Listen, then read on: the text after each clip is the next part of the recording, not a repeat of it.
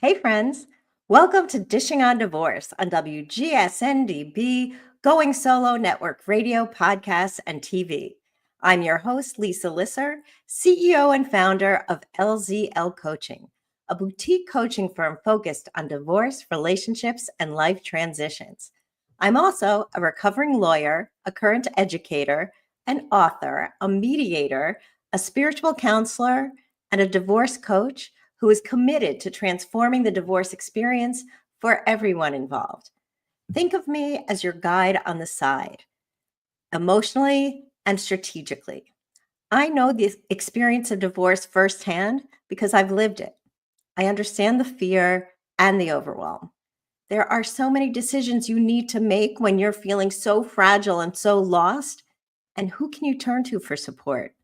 That's where a divorce coach can be your greatest asset.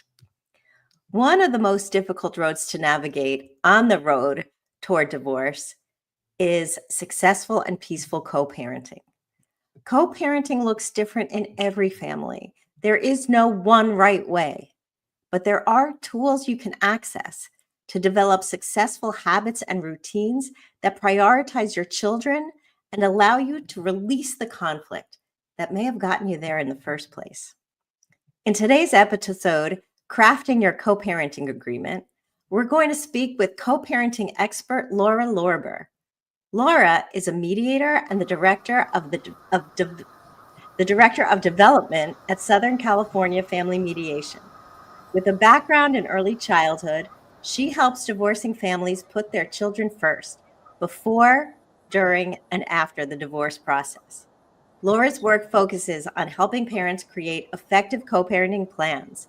She emphasizes the importance of grounding yourself in your daily life and considering what you want for yourself and your children once the conflict is over. And to help with this essential pre-mediation work, Laura's created a workbook called The Hidden Secrets for Effective Co-Parenting Plans. In this episode, we'll talk to Laura about why she felt compelled to write this workbook, what it is and what it's not, and how she is looking for you to help test it out. Welcome, Laura. Thank you. What a perfect introduction. I appreciate that. Absolutely. Laura, you and I met over networking on the internet, and we connected right away because we have the same shared values. We want to ground our work, divorce coaching, divorce mediation, in the goal of successfully resolving these really hard family issues from a point of soul and a point of strategy. And one of the hardest things that impact you when you're going through divorce is what's going to happen to the children. Am I going to screw up my children because I've gotten divorced? Is it my fault? What's going on? How do I work this out? How do I talk to my co-parent when I can't talk to my co-parent? So let's get to the heart of it. I would love you to share your story and what inspired you to focus on co-parenting as your sweet spot in divorce mediation. Thank you, Lisa. So my story is that I started mediating straight out of law school. I'd been around attorneys my whole life, and I just wasn't a fan of advocating. I don't like to be an advocate. I really think that people are capable of coming up with their own solutions, and I strongly believe that the court is the default, and it takes a lot of input from very educated and very mindful cases, but then they apply it to every single case. And your case is your case. Your family is your family. With the right tools, you should be able to come up with what's going to work best for you. And when you can't, it's incredibly important to know that the court is there and you have advocates and you have a judge who's going to make a decision at the end of the day. I like to say to my clients when they're not agreeing, I say, I don't have a fairy wand. If you want a fairy wand, that's what the judge does. They say, yes, you can do this. No, you can't. Abracadabra, done.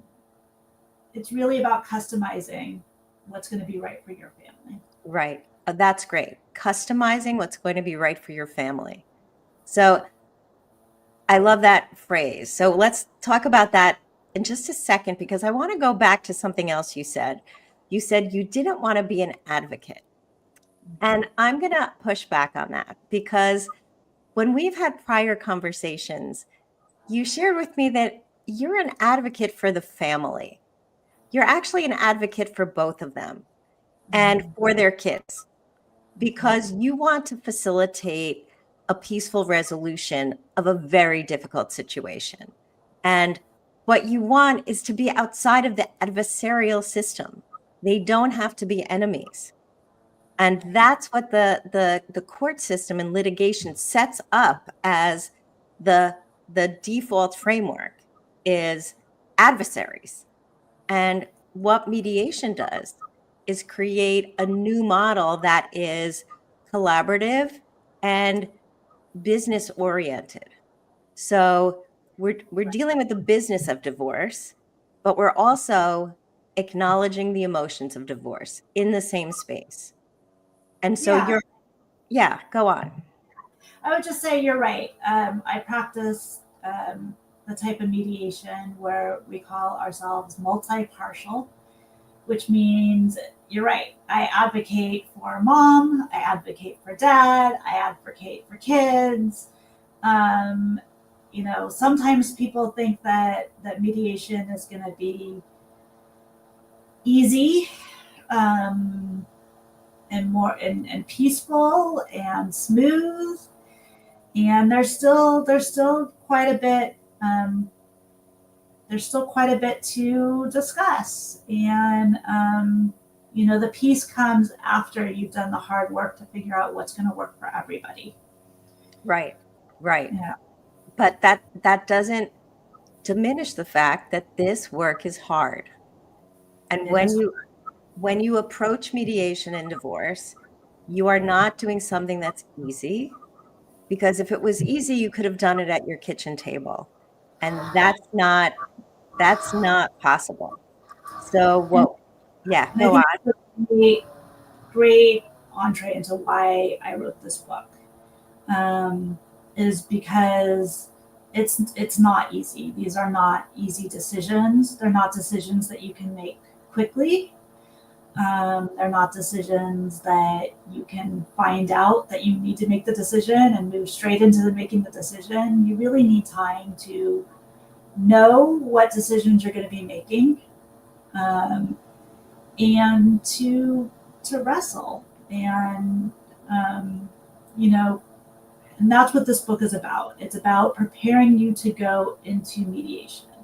It's not about, helping you be a better co-parent at the end of it, or anything like that. It is really like these. It's divided into 3 sections. The first section is what are you deciding in a co-parenting mediation? What's on the table? What's the flow of a mediation? What's the role of a mediator? And just some very basic things to think about. Okay, so let's answer those questions. So, what do parents need to do or think about? What would you say are the 3 key issues, if you had to choose 3, that parents need to consider before they come to mediation? I think the biggest thing is that you need to decide what kind of parent you want to be. You need to know who you want to be, what is working well for your child, and to not be pushed into a parenting style that is not your choice. So I love Susan Guthrie calls the Marvel mom and the Disney dad. How do you end up in that situation? It's because you end up in this tug of war with a co-parent, where one parent, starts out more strict And so then you become more lenient. And so they become more strict to compensate. And so you become more lenient. And then the next thing you know is only one parent is enforcing and then only one parent is playing. And now neither of you get to parent. All Yeah. you're doing is fighting each other. And your children are suffering. So, and again, it's this, and this is where my early childhood education comes in. It's this duality of parent, what do you want? How do you look at your kid and see them for who they are and what they need from you as a parent? And there's some exercises to get at that. The biggest thing I love to use is temperament charting. So adults, we have our personalities. It's a blend of what we were born with and how we've learned to adapt to the world. Well, it turns out infants from as early as 3 months old, they have these temperament traits. And you can look at them and say, like, is this a kid that just jumps into new situations with joy and excitement? Or is this a kid that is, they're tentative and nervous and they need to warm up to different situations? And so what you can do with temperament charting, no matter how old your child is, no matter how old you are, is you can get a real keen insight into these 9 temperament traits. Sometimes it's 7, sometimes it's 9. I think it's 9 currently. And then once you understand your child, then you can do the same thing for yourself and for your co-parent and figure out, like, okay, some things I do better, and that's where I make the parenting decisions, and some things my co-parent does better, and that's where I'm going to defer to them, not because I'm letting them win, but because it's better for the kids. So I love to tell my own story and why I love temperament charting. When my daughter was a toddler, she and I would fight like you cannot believe. And, so then I went and I said, I'm a good little student. I'm going to do our temperament charting. And I looked at it and I'm like, we're the same. I don't get it. Why are we fighting all the time? And then I realized, because putting it into everyday terms, we are both so stubborn and we both hold grudges.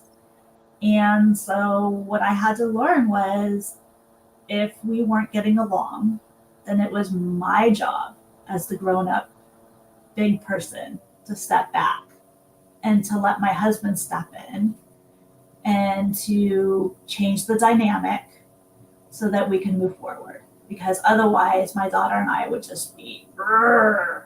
And to this day, that's what we do. It doesn't mean that I don't make decisions. It just means in the heat of the moment, I know that I can't dig my heels in. That doesn't help anybody. Right, but that goes to, how is this behavior serving you? Right, that question.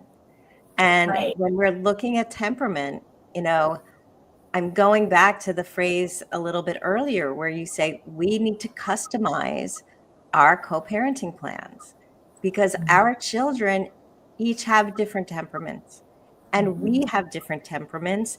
And just because some families do 2-2-3 or 2-2-5 or 1 week on, 1 week off, that doesn't mean that that's appropriate for your family. And so, right, that's a calendar, but we're dealing with people. So yes, we need a structure, but before we get to the structure, let's look at our kids and think about what they need most. And I know people get hung up on, like, I don't want them to have more time than me. And that's not fair. But if you're really thinking about your child first, and this is hard, then we need to do what's right for the child.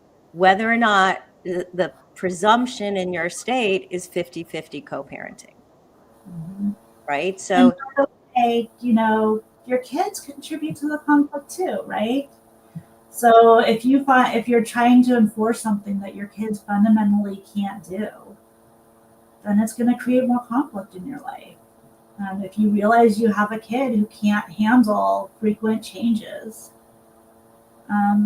maybe this can help you let go of that and realize, my child can't handle this.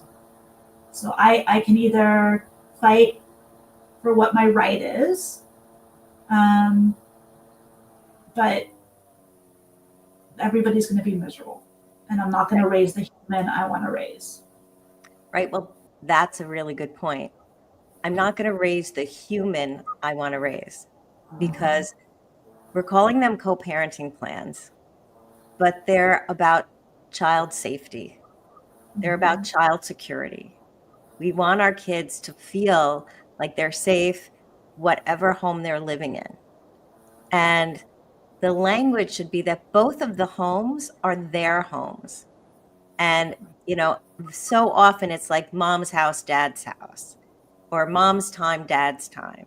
And I don't want to step on the turf, but we're talking about children. If you go back 10 or 15 years, the saying was, oh, kids are adaptable. They can do anything. And you weren't really thinking about the stability that children need to feel secure. And so when we're crafting our effective co-parenting plans, we need to keep that in mind. I just as I'm listening to us, I just want to be really mindful to just say, I know this is really hard. I know nobody wants to make these decisions. I know none of us want to give up time. And I know we're all trying to be the best parent we could be. And this is exactly why I feel like it's so important to wrestle with these things before you come to mediation. There's a reality, right? I do work a lot for free. To be able to, work with people as long as they want, but it costs money. And I'm happy to spend that time and do this work with my clients. But I also want to respect them, that if they can do the work on their own, here's a tool to maybe walk you through some exercises so you can think through these decisions before you come to mediation. Yeah, I think that's, people don't know what to expect when they sign up for mediation, even if they think they know what to expect. And so that's why giving a pre-mediation framework on how do you approach mediation, I think is the best tool you can have. I mean, I got separately certified as a pre-mediation divorce coach because I think being prepared to enter the room makes the process so much smoother. Yeah. You feel more empowered. You know a little bit about what you want, as opposed to feeling like you're being told what you have to take. And it is hard to think that my child is not sleeping at my house every night, that I'm not going to wake up and see them every single morning. That's really hard. But we also have to sort of face reality that there's no way that one of us is going to get 100%, or very, very rarely. And we don't want that for our kids. We want our kids to have relationships with both parents. So easing the process with your hidden secrets is really the way to go. You mentioned that it is important to ground yourself in your daily life. And what does that look like today? But what might it look like in the future? Because just because one of the parents travels for business all the time doesn't mean that is what's going to be after you have a parenting agreement. So, right. And so that's what you want to try by going through the process of mediation and learning to ground yourself in your daily reality. Today, every parenting plan, unless there are safety issues and the court is going to make an order, But if you have full control, then what you want to get out of mediation is not just an agreement. You want to learn how to negotiate. And so you can take those same skills in 5 years from now and say, like, look, the kids were, we made this agreement. The kids were in elementary school. You were traveling all the time. This is what worked then. But now things are different. So let's sit down and see what we can figure out ourselves without having to go to somebody. I'd much rather be in the business of teaching people to fish than to just supplying them with here's fish, take it. Right. Absolutely. So we're going to take a quick break now, a little 30-second break to hear from our sponsor, and then we'll be back with Laura Lorber.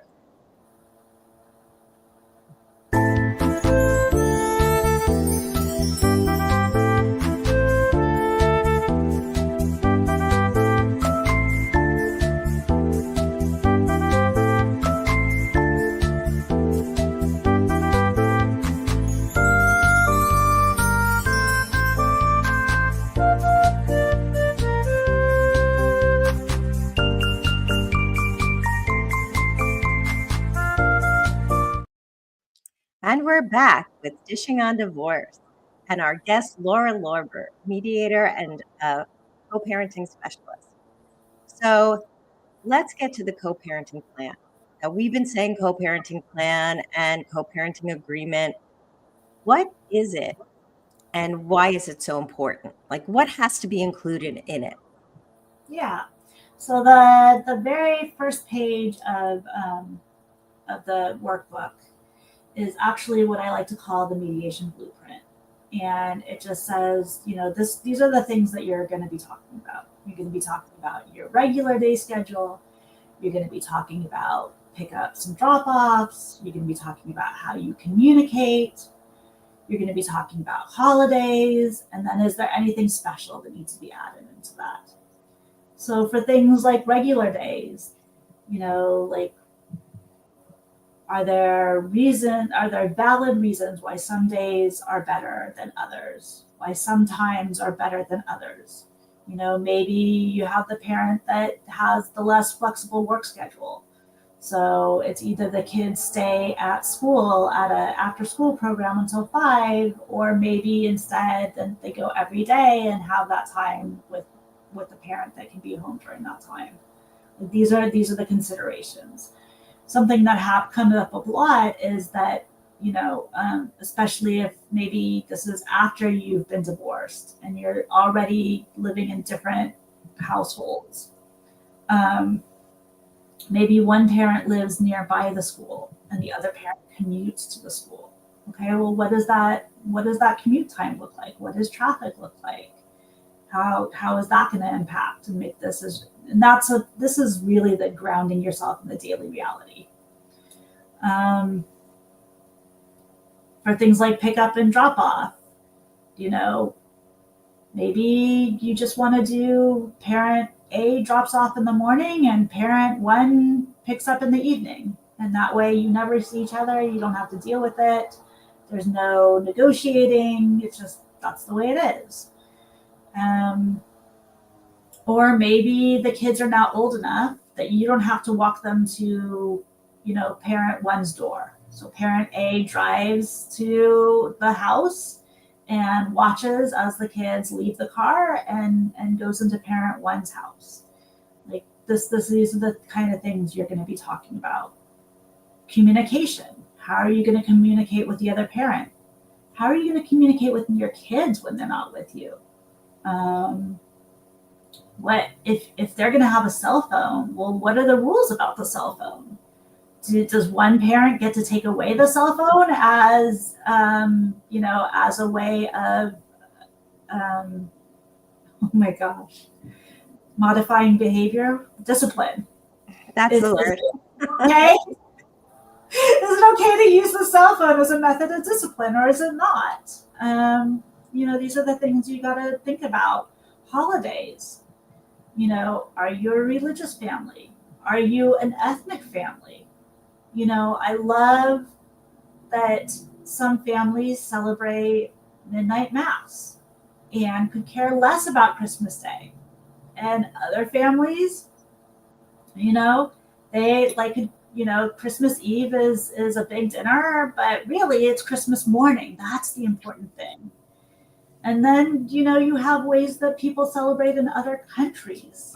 Like, here Christmas is the holiday that people exchange presents on. In the Slavic countries, it's New Year's Day. So is this an opportunity for new holiday traditions? I don't know. And again, walking into a mediation and hearing a mediator saying, which I love to say, like, let's get creative. How can we think of this in a new way? Like, that's really hard to do in the moment. So it's really worth taking the time to think through that. Right. So one of the things, I love that you said parent A and parent one. So that's something I learned when I was training in BEH2O co-parenting, that we don't rank parents. Like each of them are the parent of primary responsibility, because you're a parent 100% of the time, whether you're with your child or not. And that's really important to remember. And the idea that we need to get creative, so much easier to customize that in mediation than in a court of law. Because in court, they don't want to be creative. They just want to get it done. And we need to look outside the box. A lot of my work is moving from an inward mindset to an outward mindset. And inward is the box and how things are usually done, or how things are always done, or how our relationships have always been. And that's in the box. It's what you already know. But if we go out of the box and we start looking at our co-parent as a human, not as someone that we're just trying to get to do the things we want them to do. They're human. They have motivations. They have feelings. And if I'm looking outside of the box, maybe I can give them a little grace that I don't give them in the box. And maybe they can give me a little grace. So this idea that we can find a way to mutualize that outward thinking, because our focus is the kids. Like I'm not thinking out of the box because you deserve it. I'm thinking out of the box because our kids deserve it. And that's something I say over and over with my clients. Yeah.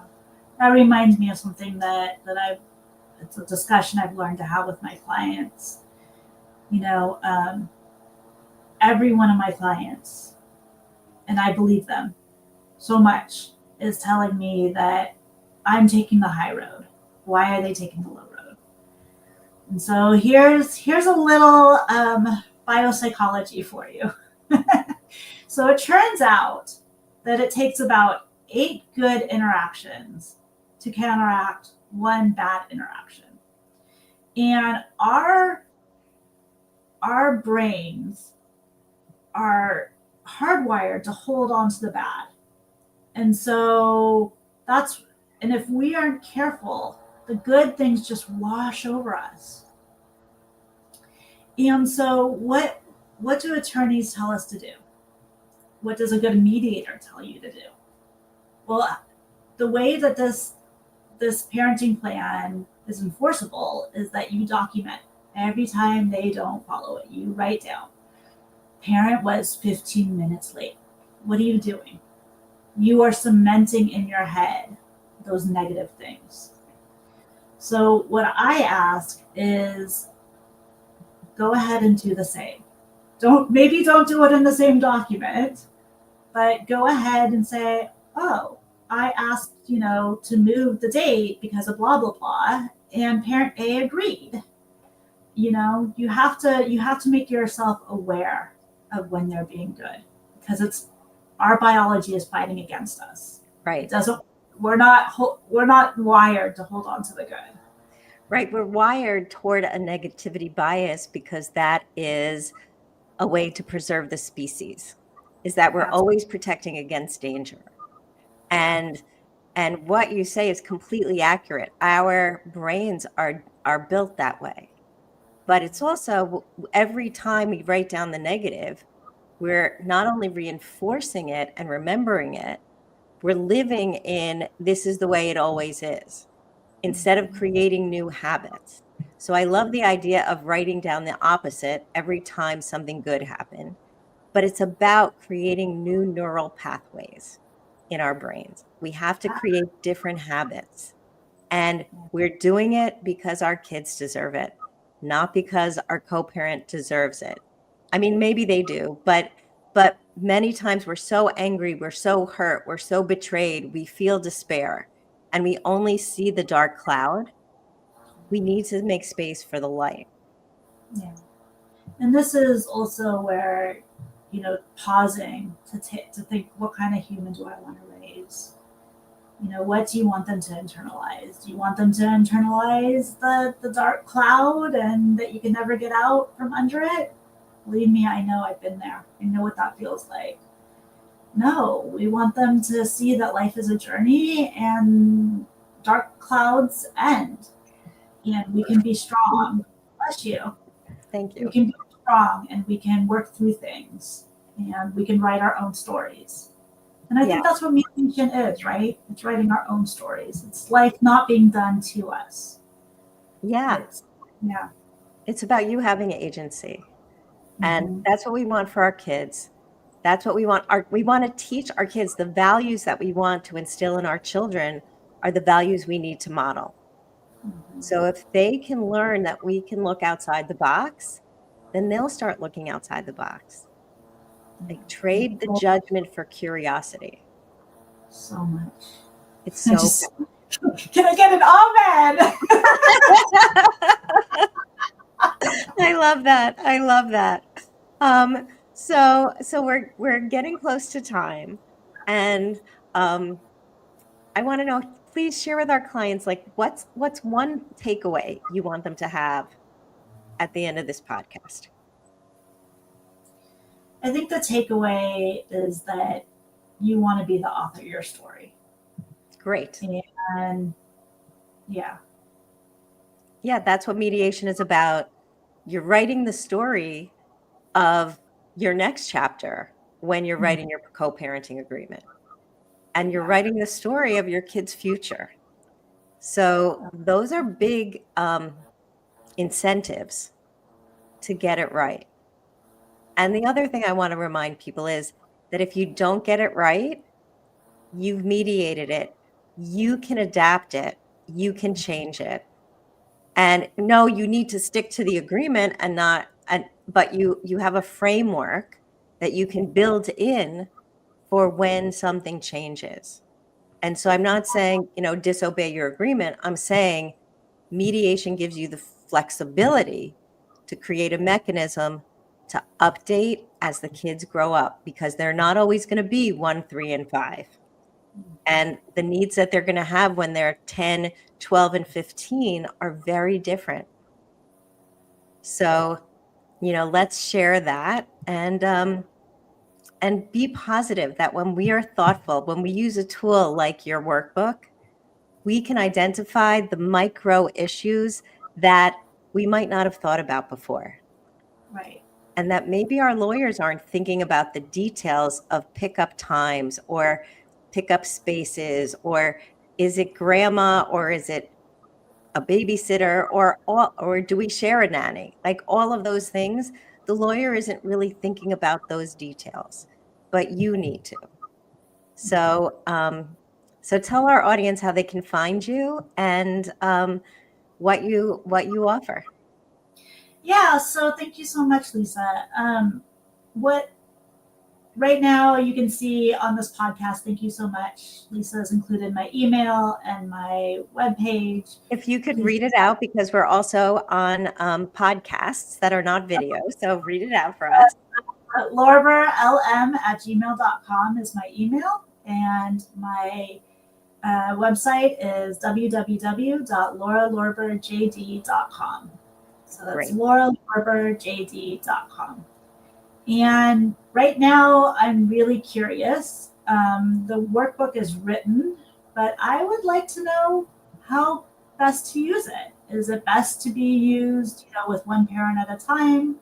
Is it best to be used with just giving the workbook to somebody and having them work through it by themselves? Or should they do it with a therapist or with a mediator or Or a a coach?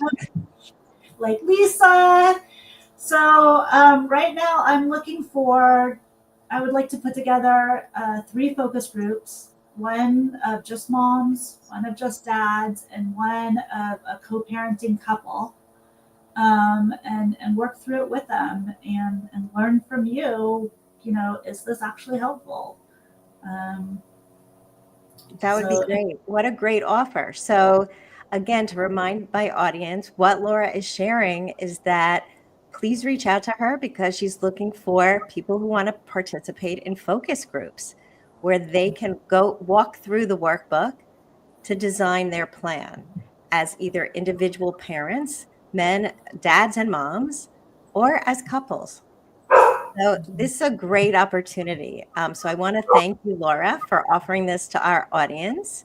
And I want to say to everyone, thank you for listening. I'm Lisa Lisser. This is Ditching on Divorce. You can find me at Lisa at lzlcoaching.com. And my website is lzlcoaching.com. I offer free 30-minute consults, and you can book them right through my website. See you next time.